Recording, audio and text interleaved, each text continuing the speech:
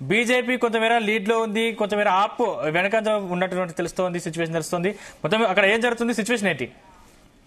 Right Sandeep, Delhi కంచుకోటపై కాషాయ జెండా ఎగిరేసే పరిస్థితి అయితే మనకు కనిపిస్తుంది. ప్రస్తుతం కాషాయ రెపరెపలు కనిపిస్తున్నటువంటి పరిస్థితి ఉంది. ఎందుకంటే బీజేపీ ప్రస్తుతం ఉన్నటువంటి సమాచారం ప్రకారం 42 సీట్లలో ఆధిక్యంలో కొనసాగుతోంది.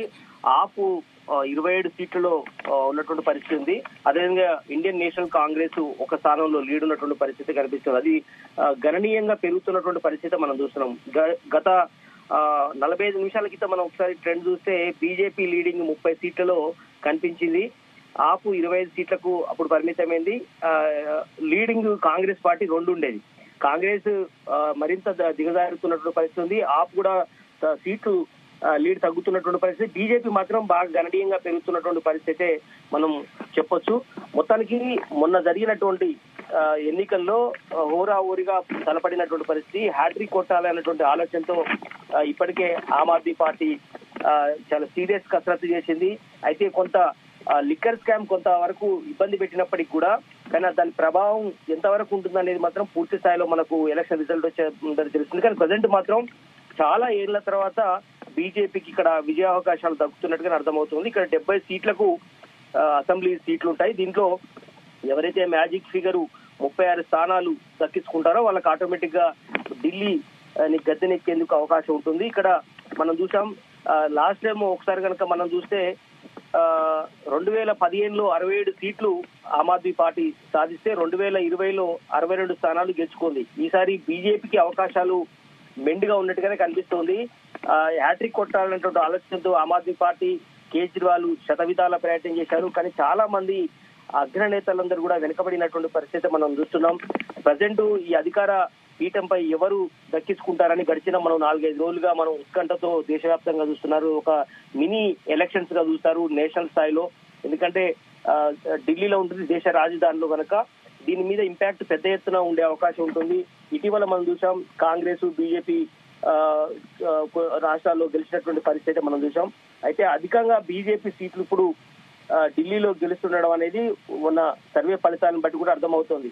మనకు మార్నింగ్ అవర్స్ లో చూసినటువంటి లెక్కల ప్రకారం అప్పటికిప్పటికీ దాదాపు గంటన్నర నుంచి బీజేపీ సీట్లు ఏమాత్రం తగ్గడం లేదు, లీడింగ్ లోనే పెరుగుతున్నటువంటి పరిస్థితి ఉంది. మొత్తం 70 సీట్లకు ప్రజెంట్ మనకు లేటెస్ట్ సమాచారం అందుతుంది. 45 సీట్ల వరకు బీజేపీ ఇంకా లీడ్ కు దూసుకెళ్తున్నటువంటి పరిస్థితి ఉంది. ఆమ్ ఆద్మీ పార్టీ వెనక్కి వెళ్తున్నటువంటి పరిస్థితి కనిపిస్తోంది. దీంట్లో హేమాహేమీలు అరవింద్ కేజ్రీవాల్ కానీ ఇట్లా పెద్ద వాళ్ళందరూ కూడా పెద్ద పర్ఫార్మెన్స్ చూపించిన పరిస్థితి మనకు కనిపిస్తుంది. దీనికి ప్రధాన కారణం మనకు అర్థమవుతుంది లిక్కర్ స్కామ్ దాని మీద పూర్తిగా. ఎందుకంటే ఆ పార్టీ పుట్టుకనే అవినీతి లేని పార్టీగా ముద్ర వేసుకోవడం కోసం అది నిలదొక్కోవాలనుకుంది. 2 సార్లు ఆ పార్టీని నమ్మినటువంటి పరిస్థితి. కానీ మొన్న జరిగినటువంటి లిక్కర్ స్కామ్ లో ఏకంగా ఆయన జైలుకు పోయించాడు ముఖ్యమంత్రి హోదాలో ఉండి. అలాంటి పరిస్థితుల్లో ఉన్నటువంటి వారికి ఎందుకు ఇవ్వాలి ఈసారి అన్నటువంటి దాని మీద జనం కూడా అక్కడ ఢిల్లీ ప్రజలు ఆలోచించినటువంటి పరిస్థితి ఉంది. అదే మూడోసారి ఇక్కడ ఇబ్బంది పడే అవకాశం అయితే చాలా క్లియర్ కట్ కనబడుతుంది. మోడీ మూడోసారి హ్యాట్రిక్ కొట్టిన నేపథ్యంలో ప్రధానిగా ఇక్కడ ఢిల్లీలో కూడా బీజేపీ పార్టీ ఉండటం వల్ల ఖచ్చితంగా అన్ని రకాల కలిసి వస్తుందని కూడా అక్కడి నగర ప్రజలు భావించినట్టుగా మనకు అర్థమవుతుంది. ప్రధానంగా ఉదయం నుంచి కూడా మనం లెక్కింపు చూస్తున్నటువంటి సందర్భంలో ప్రతి క్షణం కూడా బీజేపీకే ముందుకెళ్తున్నటువంటి పరిస్థితి ఉంది. మొన్న జరిగినటువంటి ఎలక్షన్ లో 60% పైగా అక్కడ పోలింగ్ నమోదైంది.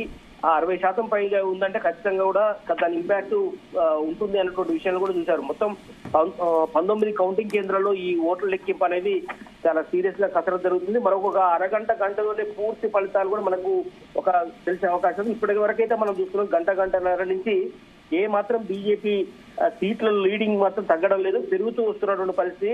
ఇప్పుడున్నటువంటి లేటెస్ట్ ప్రకారం కూడా 44-45 లీడ్ లో చాలా క్లియర్ కట్ గా కనపడుతుంది. ప్రస్తుతం మనకున్నటువంటి సమాచారం ప్రకారం ఖచ్చితంగా బీజేపీ అక్కడ కాషాయ జెండా ఎగిరేసే పరిస్థితి అయితే చాలా స్పష్టంగా కనిపిస్తోంది. Right, thank you.